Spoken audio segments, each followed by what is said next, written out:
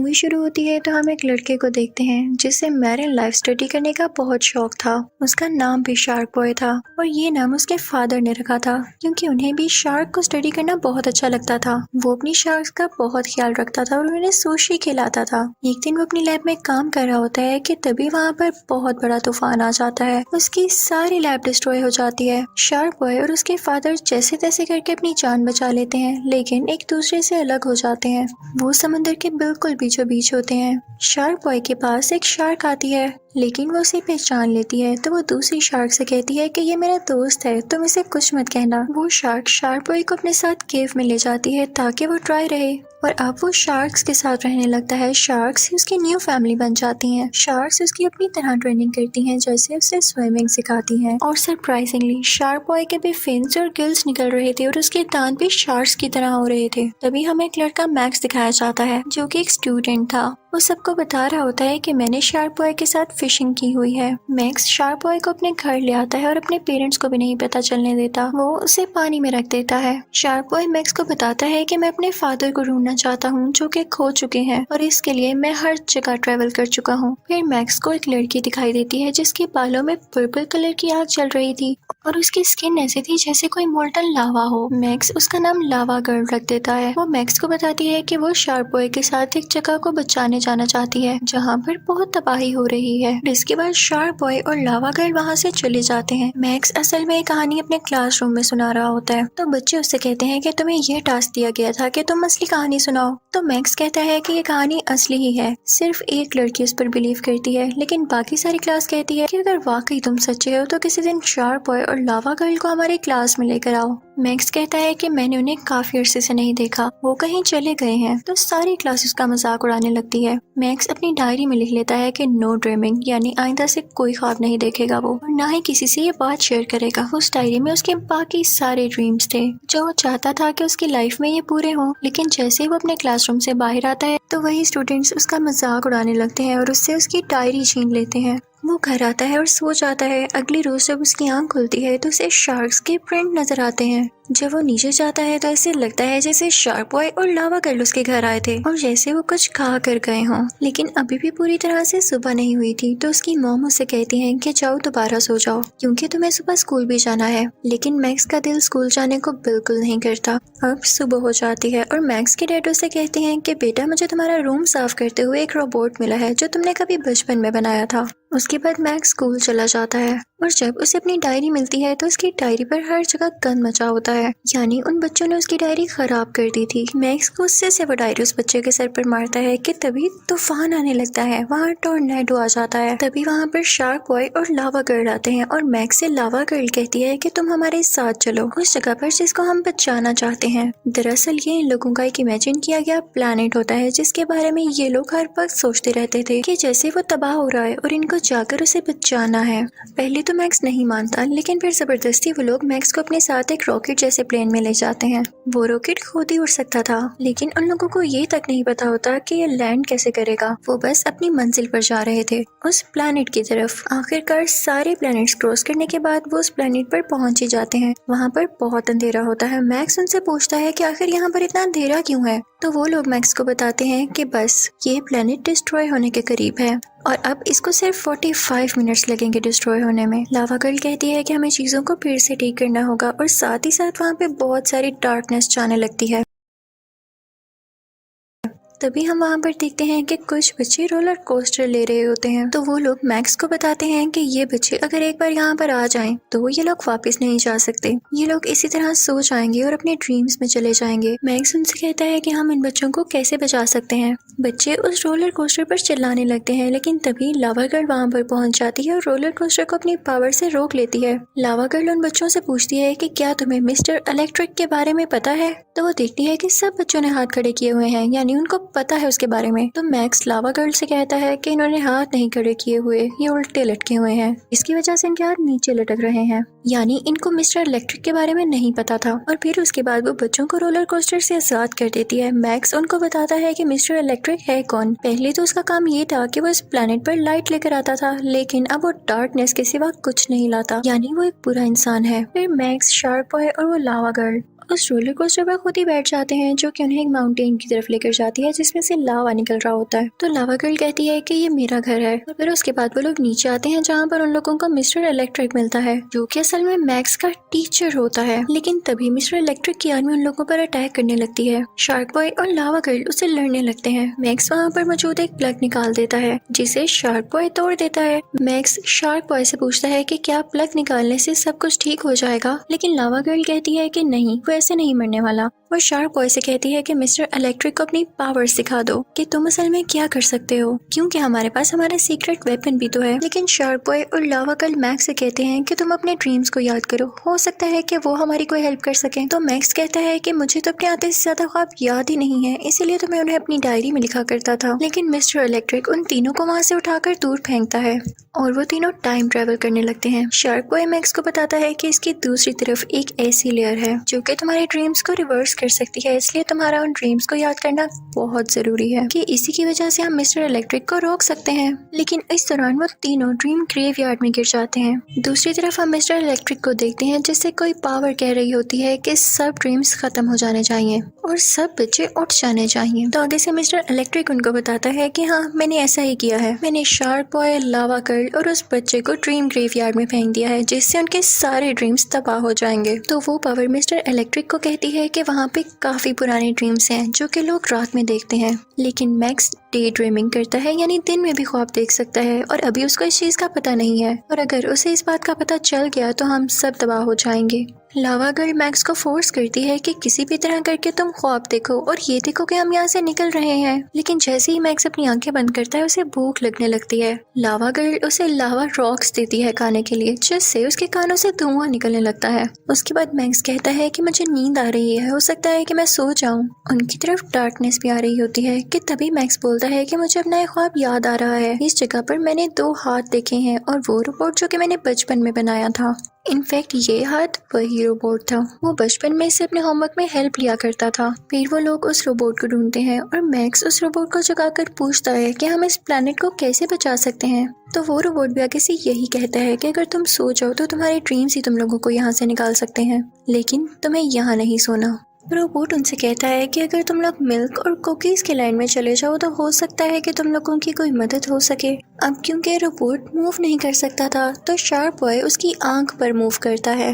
Robot उनको बताता है कि कुछ ड्रीम्स इतने असली होते हैं कि वो वाकई में रियलिटी में बन जाते हैं, जैसे ये शार्क बॉय और लावा गर्ल। वो तीनों रोबोट की आंख और मुंह पर ट्रेवल कर रहे होते हैं और वो लोग ट्रेन ऑफ थॉट पर भी पहुंच जाते हैं। अब मिल्क और कुकीज के लाइन में पहुंचने के लिए वो लोग ट्रेन से जंप कर देते हैं। शार्क बॉय बताता है कि हमारे पास सिर्फ और सिर्फ 20 मिनट है इस प्लेनेट को बचाने के लिए। वहाँ पर बड़ी बड़ी कुकीज लगी होती हैं, जिसको देख के लावा गर्ल कहती है कि इसको खाने वाला भी जरूर बहुत बड़ा होगा। कि तभी वहाँ पर 2 जायंट आते हैं जो उन कुकीज को खाने लगते हैं। तो वो लोग उन पर से जंप लगा के एक पेस्ट्री पर आ जाते हैं। ये इनफैक्ट मैक्स का एक ड्रीम था, तो वो सोचता है कि ये दोनों जायंट तो मेरे पेरेंट्स जैसे लग रहे हैं। अब वो लोग मैक्स से कहते हैं कि तुम सो जाओ ताकि तुम्हें अच्छा सा ड्रीम आए। अभी शार्क बॉय खुश हो ही रहा होता है कि वहाँ पर काला तूफान आ जाता है, जिसे देखकर सारे परेशान हो जाते हैं। वो मैक्स को अपनी नींद से उठाने की बहुत कोशिश करती है, लेकिन वो जाग ही नहीं रहा होता। फिर वो अपनी लावा पावर यूज करती है और वो जाग जाता है। तभी मिस्टर इलेक्ट्रिक उन पर आकर अटैक कर देता है, लेकिन लावा गर्ल और शार्क बॉय उससे लड़ नहीं पाते। लावा गर्ल मेल्ट होकर लावा बन जाती है और शार्क बॉय भी काफी वीक हो चुका था। वो मैक्स से कहते हैं कि अब तुम ही हो जो हमें बचा सकते हो। शार्क बॉय मैक्स से कहता है कि तुम एक पावरफुल ड्रीम देखो जिसमें तुम हमारे लिए एक अच्छी सी बोट बनाओ। लेकिन मैक्स जब इमेजिन करता है तो वो एक फनी बोट बन जाती है। वो लोग पहले तो काफी परेशान होते हैं कि ये क्या बन गया, फिर वो लोग सोचते हैं कि क्यों ना हम इसे मिल्क की नहर में उतारते हैं। वो लोग मैक्स से कहते हैं कि तुमने अपने ख्वाब में और क्या देखा। तो मैक्स उनको कुछ ड्रॉ करके दिखाता है। शार्क बॉय काफी खुश होता है और कहता है कि ये तो क्रिस्टल हार्ट है, ये सब कुछ फ्रीज कर सकता है, इवन टाइम भी, और ये आइस कैसल में मिलेगा। शार्क बॉय बताता है कि उस आइस कैसल की जो प्रिंसेस है वो बहुत खूबसूरत है, लेकिन लावा गर्ल कहती है कि नहीं, वो बहुत जालिम है और वैसे भी वो आइस की है और मैं फायर की, हम दोनों एक दूसरे को पसंद भी कैसे कर सकती हैं। फिर वो लोग आइस कैसल के पास एक ब्रिज पर पहुंचते हैं। वो लोग उसे क्रॉस करने लगते हैं, लेकिन वो लावा गर्ल की हीट की वजह से मेल्ट होने लगता है। तो शार्क बॉय से कहता है कि तुम अपनी नींद में चलो, लेकिन तभी वहाँ पर मिस्टर इलेक्ट्रिक भी आ जाता है। वो उन्हें उस प्लेनेट के रूलर के पास ले आता है जो कि इनफैक्ट मैक्स ही होता है। वो काफी हैरान होता है कि मैं इतना पावरफुल कैसे हो गया। तो उसे पता चलता है कि जो उसकी ड्रीम वाली बुक थी उसका ऑर्डर उसके क्लास फेलो ने खराब कर दिया है, जिसकी वजह से सब रियलिटी से चेंज हो रहा है। फिर वो क्लास फेलो शार्क बॉय के पास जाता है और उसे कहता है कि इलेक्ट्रिकल तूफान के बाद तुम्हारे फादर की लेबोरेटरी सारी की सारी खराब हो गई और अब तुम्हारे फादर समंदर के नीचे हैं। फिर साथ ही वो क्लासमेट बदलने लगता है और कहता है कि रियलिटी से अपनी जान छुड़ाने के लिए तुम लोगों ने ड्रीम वर्ल्ड का सहारा लिया,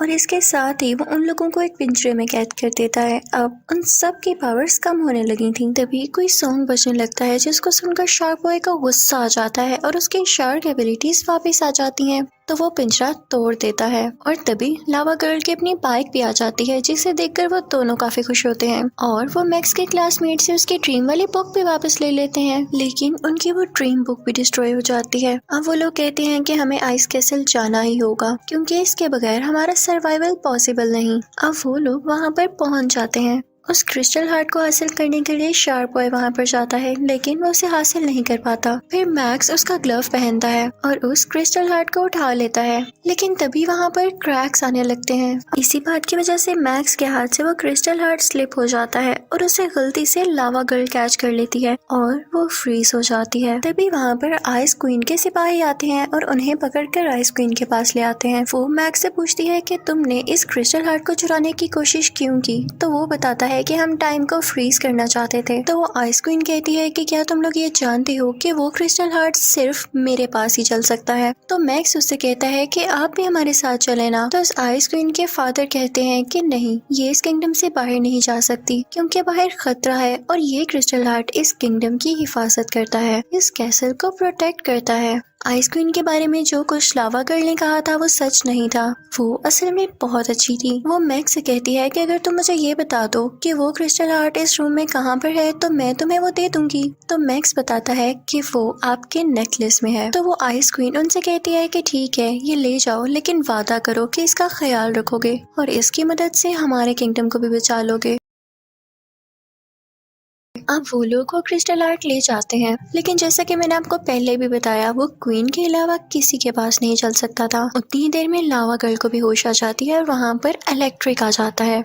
मिस्टर इलेक्ट्रिक वो उन पर अटैक करने लगता है। शार्क बॉय को गुस्सा आता है तो वो पानी में जंप लगा देता है और मिस्टर इलेक्ट्रिक उस पानी में इलेक्ट्रिकल ईल्स छोड़ देता है, जिसकी वजह से शार्क बॉय बेहोश हो जाता है। जब लावा गर्ल ये देखती है तो फौरन से अपने दोस्त को बचाने के लिए पानी में कूद जाती है। अब वो शार्क बॉय को बचा तो लेती है, लेकिन पानी की वजह से उसकी अपनी पावर्स बिल्कुल खत्म हो चुकी थी और वो बाहर आते ही बेहोश हो जाती है। मैक्स सोचता है कि ये सब मेरी वजह से हुआ, अगर मैंने कोई अच्छा ड्रीम देखा होता तो आज ये ना होता। तभी शार्क बॉय को जब होश आता है तो वो लावा गर्ल को लावा की तरफ फेंक देता है, यानी वोल्केनो की तरफ, जहाँ से लावा गर्ल अपनी पावर्स रीगेन कर लेती है और ये काफी अच्छा आइडिया था। इस सब सिचुएशन की वजह से मैक्स भी अब काफी स्ट्रॉन्ग हो चुका था और अब वो बन चुका था डे ड्रीमर, यानी दिन में भी वो ख्वाब देख सकता था। अब मैक्स सोचता है कि क्यों ना मैं अपने क्लास फेलो के पास जाऊँ और उससे लड़ूं। अब वो उसका फेयर बन के उसके पास जाता है। उसका क्लास फेलो मैक्स से कहता है कि मैंने तुम्हारे सारे ड्रीम्स पढ़ लिए हैं और मैं भी तुमसे लड़ सकता हूँ।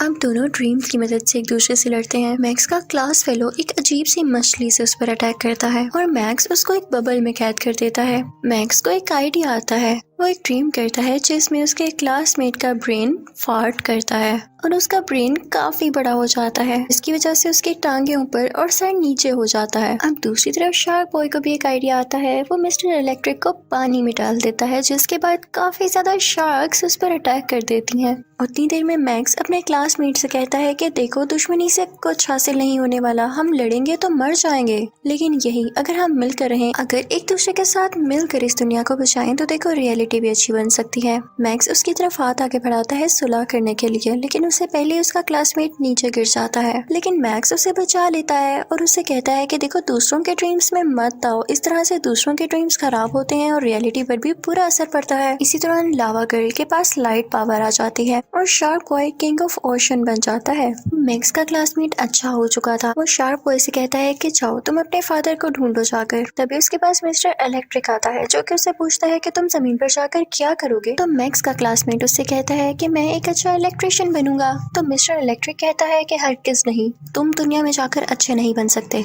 अब मैक्स मिस्टर इलेक्ट्रिक से कहता है कि तुम्हें तो मैं डिस्ट्रॉय करूंगा, मैं इस ख्वाब को ही खत्म कर दूंगा। मिस्टर इलेक्ट्रिक फौरन से दुनिया में जाना चाहता था ताकि वो मैक्स को सोते हुए जगा सके, उसकी ड्रीम को खत्म करने की पावर छीन सके। तभी लावा गर्ल मैक्स को बताती है कि सही टाइम पे जब तुम अपने ख्वाब से जागना चाहो तो 3 बार अपनी आंखें ब्लिंक कर लेना। और सही टाइम पर मैक्स ऐसा ही करता है। वो उठता है तो सामने तूफान होता है और मिस्टर इलेक्ट्रिक भी उसमें होता है। मैक्स अपनी टीचर से कहता है कि ये मेरा फेयर है और ये बहुत बुरा आदमी है। तो मैक्स का टीचर उससे कहता है कि हमारे बस में होता है, हमारे कंट्रोल में होता है कि हम किसको अच्छा जाने और किसको बुरा। दूसरी तरफ हम देखते हैं मैक्स के पेरेंट्स को जो कि मैक्स को ढूंढ रहे होते हैं। लेकिन तभी टोर्नेडो मैक्स की मदर को अपने साथ ले जाता है, लेकिन लावा गर्ल उसे बचा लेती है। थोड़ी देर बाद टोर्नेडो मैक्स के फादर को भी ले जाता है और अब की बार शार्क बॉय उन्हें बचा कर लाता है। अब मैक्स की पूरी क्लास के सामने मिस्टर इलेक्ट्रिक होता है। उनका एक क्लासमेट मिस्टर इलेक्ट्रिक के पास जाता है लेकिन वो उसे शॉक लगा देता है। अब मैक्स कहता है कि हमें अपने ड्रीम से उसी आइस क्वीन को बाहर लाना होगा क्योंकि उसके पास वो क्रिस्टल हार्ट है जो कि मिस्टर इलेक्ट्रिक को हमेशा के लिए फ्रीज कर सकता है। और वो लोग ऐसा ही करते हैं। मैक्स का टीचर उससे काफी खुश होता है। वो उससे इम्प्रेस होता है कि तुमने अपने ड्रीम में ही नहीं बल्कि रियलिटी में भी बहुत अच्छा काम किया, अपने ड्रीम को यूज किया रियल लाइफ को बेहतर बनाने के लिए। इसके बाद मैक्स अपनी डायरी में लिखता है कि लावा गर्ल और शार्क बॉय बहुत अच्छे थे, उन लोगों ने मेरी बहुत हेल्प की। वो अपनी स्टोरी का मोरल ये भी लिखता है कि हमेशा अच्छा ड्रीम करना चाहिए और उसको रियल लाइफ में बेहतर बनाने के लिए और इम्प्लीमेंट करने के लिए उस पर बहुत मेहनत करनी चाहिए, तभी आप अपना फल हासिल कर लेते हैं, आपको उस बात का रिवॉर्ड मिल जाता है। और इसी के साथ ये मूवी यहीं पर एंड हो जाती है। Thank you for watching.